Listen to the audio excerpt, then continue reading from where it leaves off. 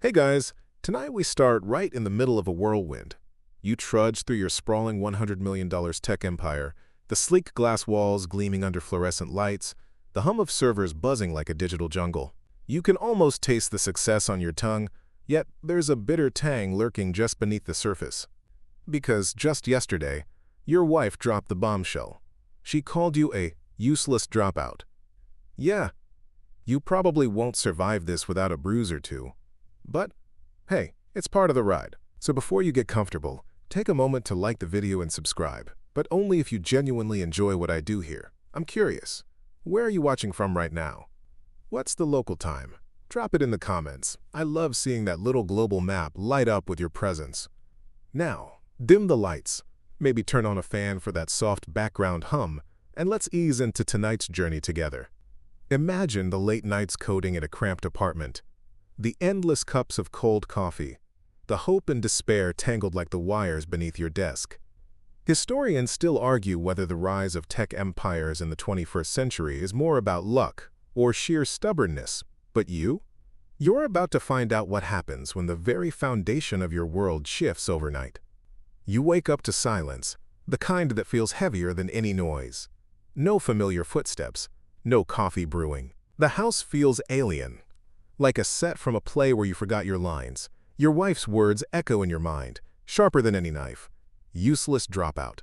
Funny how one phrase can crack open an entire universe. You remember when dropping out was a badge of honor, worn by the likes of Jobs and Gates, who rewrote the rules of business. Historians still argue whether dropping out actually sparked their success, or was just a lucky accident. You shuffle to the kitchen, your fingers brushing over the cold countertop. An unsettling contrast to the warm memories you thought you'd built here. Oddly, you find yourself wondering about the weirdest thing. Did you ever really belong to this polished world of board meetings and private jets? Or were you always just playing dress-up? A quirky fact crosses your mind. During the dot-com bubble, some startups valued ideas over profits so much that people exchanged pet rocks for shares. Makes your empire's balance sheet seem downright sensible, huh? As you scroll through your phone, news flashes about the latest tech acquisitions flood your screen. Your mind flickers to the countless hours you invested, the risks you took, the countless no's you heard before that first yes. But now, everything feels fragile, like an old film reel about to snap. And yet, somewhere beneath that sting, you sense a flicker of something else. A quiet defiance, the kind historians argue, may have fueled the greatest comebacks in business history. You pace the room, fingers tapping an uneven rhythm on the armrest of your chair. It's a habit you picked up from late-night coding marathons. Back when coffee was your lifeblood and sleep a distant memory, the tension coils tighter as you replay the conversation with your wife. She didn't just call you a dropout. She dismissed everything you built, every sleepless night and bold gamble. Ironically, the term dropout once carried a rebellious glamour. From the Beat Generation writers in the 1950s who rejected conformity, to Silicon Valley rebels disrupting industries. Historians still debate if rebellion is a catalyst for innovation or just youthful folly. Your mind drifts to a bizarre tidbit. In medieval times, scholars would argue over whether laughter was sinful or sacred, a debate that lasted centuries. It strikes you how some arguments, like those about success and failure, just never seem to settle. You smile faintly, remembering a joke you once heard, "Why did the startup founder cross the road?" to pivot before the investors caught on. As the day drags on, you realize your empire isn't just a collection of companies. It's a reflection of your stubbornness, your hope, your refusal to be defined by one harsh sentence. Despite the cracks in your relationship, a spark of clarity grows. Maybe being called useless isn't an end, but a challenge. A moment that might rewrite the script. Much like the audacious tales of underdogs who went from zero to hero. And here you are, standing at your own crossroads. You sit back, eyes fixed on the skyline outside your office window, the city lights flickering like distant stars. The night air carries a faint hum of life below. But inside, your mind spins through every detail of yesterday's conversation. The moment she called you useless still echoes, a punch to the gut you never saw coming. It's a familiar sting, though many great innovators from Edison to Jobs faced doubt from those closest to them. In fact, Edison's early teachers labeled him difficult, and Jobs was once called a brat by his own family.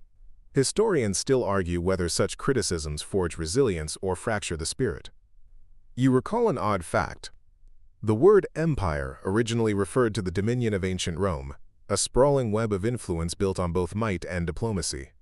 Your tech empire feels less like that now, and more like a fragile house of cards, threatening to collapse under personal storms. A smirk crosses your face as you remember a friend joking, "If your startup isn't making your family question your sanity, are you even trying?" Despite the ache, you recognize the strange beauty in this moment, how it forces you to reconsider what success truly means. Maybe it's not just about the millions or the accolades, but about proving to yourself that your worth isn't defined by harsh words. Maybe this useless dropout label is a crooked mirror reflecting a different kind of strength, one forged in vulnerability and unexpected change. You wake up the next morning to the buzz of your phone, the screen glowing with messages that seem both urgent and distant. The tension with your wife lingers in the air like a thick fog, but beneath it, something shifts, a quiet determination you didn't expect. Historically, many successful tech entrepreneurs started with moments of personal crisis. Think of Jeff Bezos, who launched Amazon from his garage after a tough breakup. Historians still debate whether adversity is the true catalyst for innovation or just a convenient narrative we like to tell ourselves. You glance over at your cluttered desk, where a quirky little stress ball shaped like a brain sits, a reminder that sometimes the strangest tools can spark the biggest breakthroughs. You chuckle softly. If only you could squeeze your way out of this mess. The idea to prove her wrong starts to take shape, not with bitterness, but with a steady focus. You're not just going to rebuild your empire. You're going to do it on your own terms. The smell of coffee fills the room as you lean into your work, the hum of the city now feeling like a drumbeat urging you forward. You think about the irony. The same person who called you useless is unwittingly lighting the fire that fuels your next move. And somewhere deep inside, a new hope flickers, quiet but persistent, like the first light of dawn. You dive into the whirlwind of calls and emails, the kind of chaos that smells like opportunity and just a hint of desperation. It's funny how your brain juggles the mundane and the monumental at once, ordering takeout while sketching plans for your next big launch. Historians still argue whether the real breakthroughs in technology happen through careful planning or spontaneous bursts of genius fueled by caffeine and sheer stubbornness. You remember reading that the first computers were the size of entire rooms, clunky and unreliable, but here you are, working from a cramped home office, armed with just a laptop and determination. There's a quirky little fact you can't shake. The word nerd was once an insult, but has since become a badge of honor in tech circles. It makes you grin because, for the first time in a long while, you feel like the nerd you've always been. Outside, the sun peeks through your window, casting long shadows on your desk. The tension with your wife still lingers but no longer weighs you down. You realize something important. The empire you're rebuilding isn't just about money or success.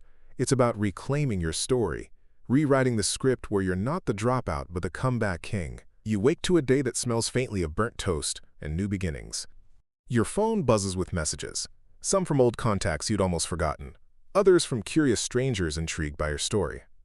The historians still argue whether the personal narrative or cold data shapes the trajectory of innovation. But today, your story feels like the rocket fuel propelling your tech dreams skyward. You sip your coffee, bitter and strong, as you ponder the oddities of success.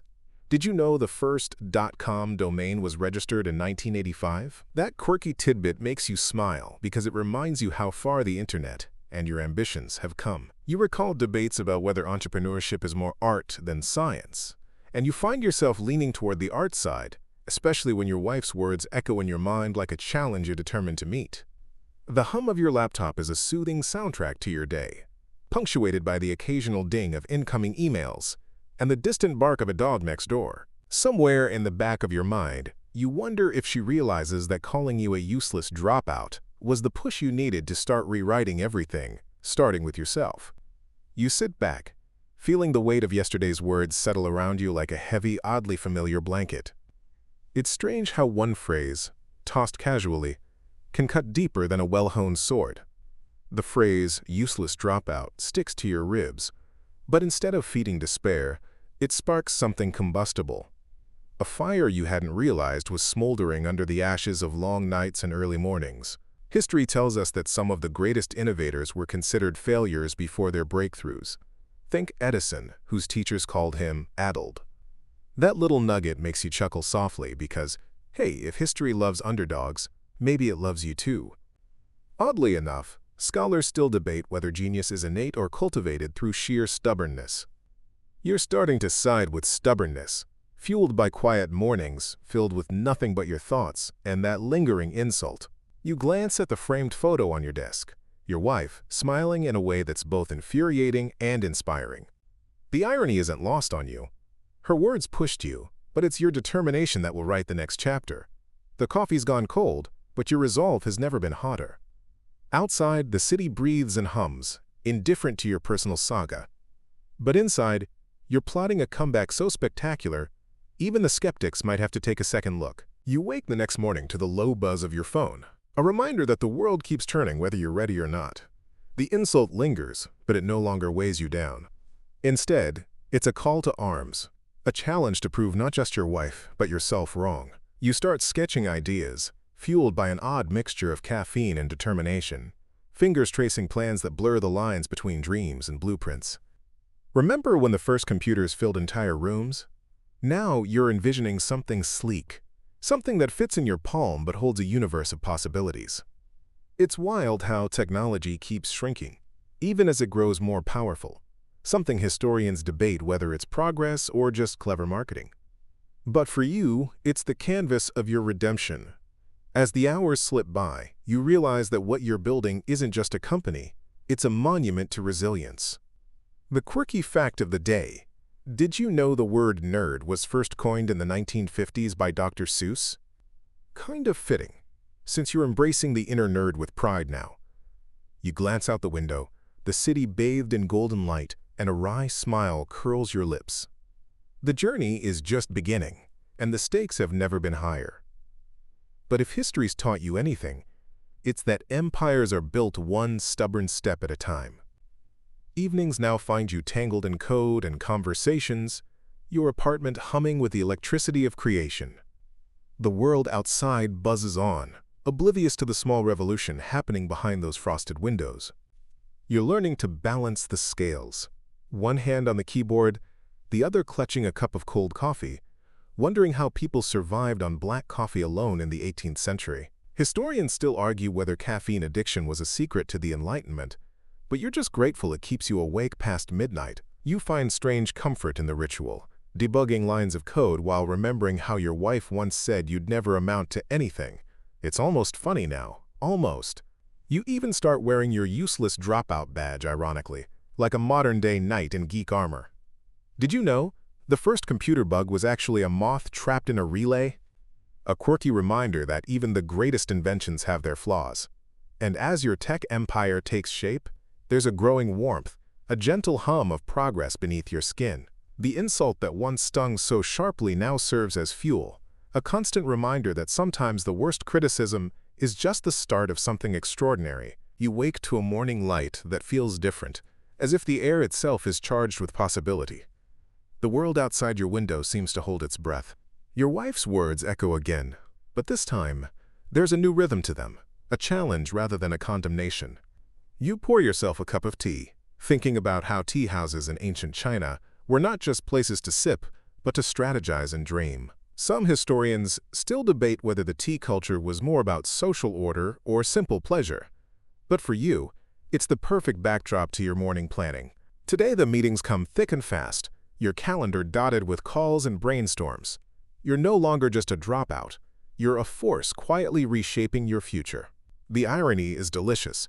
You're building a tech empire from the very ground your wife claimed you'd never rise from. And in a strange twist, her harsh words have become the soundtrack of your comeback.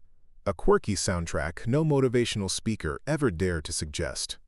As the day stretches on, you catch yourself smiling more often, noticing small victories, like a carefully crafted line of code or a promising investor's call.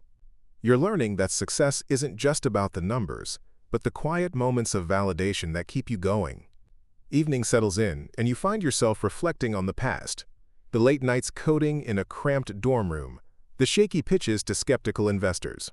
It's a far cry from the lavish dinners your wife might have imagined you'd skip. You remember how, during the Industrial Revolution, many inventors faced scorn and dismissal before their breakthroughs changed the world. Historians still argue whether perseverance or timing mattered more, but you're certain it was a bit of both, and maybe a sprinkle of stubbornness. Your phone buzzes with a message from a longtime friend, reminding you of your early dreams. You chuckle at the memory of your first failed app, which crashed spectacularly like a drunk cat on a slick floor. Awkward but memorable. Those little failures are now stepping stones, part of a quirky, imperfect dance toward success. As night deepens, you realize that the $100 million empire isn't just about money or power. It's about proving something deeper. Not just to your wife, but to yourself. That dropouts can rise. That words meant to wound can be repurposed as fuel. And that sometimes the next day can truly change everything. The morning light peeks through the blinds as you sit down with a steaming cup of coffee, the aroma grounding you. You reflect on how the tech world often idolizes overnight success, but rarely do they show the years of struggle behind the scenes. In ancient Rome, the Senate would publicly shame failed generals, yet some of those same generals would later become legends. Historians still debate whether public humiliation sparked their comeback or crushed their spirits. You guess it's a complicated mix, much like your own journey. Your mind drifts to the sarcastic comments your wife tossed your way. The useless dropout line echoes, but instead of biting back, you let it roll off like water on a duck's back. You know that real strength lies in resilience, not in proving others wrong. There's a quiet satisfaction in building something lasting, brick by brick, bug by bug, line by line of code. And just like that, a small smirk plays on your lips. You remember the time you accidentally sent a company-wide email that was meant to be a joke. It caused a mini panic but ended up rallying the team. That silly moment somehow mirrors your life. Imperfect, unpredictable, but undeniably yours. Evenings in your office feel like stepping into a different world, where the hum of servers replaces the city's chaos outside. You're sitting back now, watching the glowing screens that represent countless hours of work and sacrifice. The story of the Wright brothers comes to mind, two bicycle mechanics who dared to believe they could fly, and in 1903, they did. Historians still argue whether luck or sheer determination was the key to their success, but you lean toward the latter. That same stubbornness, that refusal to quit, courses through your veins. Your wife's harsh words still sting sometimes, but they've morphed into fuel rather than chains. You recall a quirky fact. In medieval Europe, scholars believed that eating powdered unicorn horn could cure madness. Ridiculous, yet hopeful. Maybe your wife's callousness was just a misguided attempt to provoke change, or perhaps it was a mirror reflecting fears you hadn't faced yet. There's a strange comfort in knowing that the path to greatness is rarely a straight line. You sit quietly, feeling the weight of the empire you built, and wonder what comes next. Maybe it's not about proving your worth to anyone but yourself. Or maybe it's about redefining what success truly means. Now the dawn is breaking, soft light spilling through your window like a gentle promise. You think about the phoenix, that mythical bird rising from ashes, a symbol that has inspired countless cultures. Some scholars debate whether the phoenix was a real bird or simply a metaphor for rebirth. But tonight, it feels deeply personal. You rise slowly, feeling the calm after the storm of self-doubt and struggle. Your wife's harsh words no longer echo as attacks but as a turning point, like a thunderclap clearing the skies. You understand now that her judgment was never the final verdict, just a moment in time. You cradle a mug of warm tea, the steam curling lazily upward, and savor the quiet strength you've discovered in yourself. Maybe the true empire isn't measured in millions or status, but in resilience, the ability to rebuild, rethink, and renew when everything seems lost. You smile softly, knowing your story isn't finished yet, and perhaps that's the greatest success of all.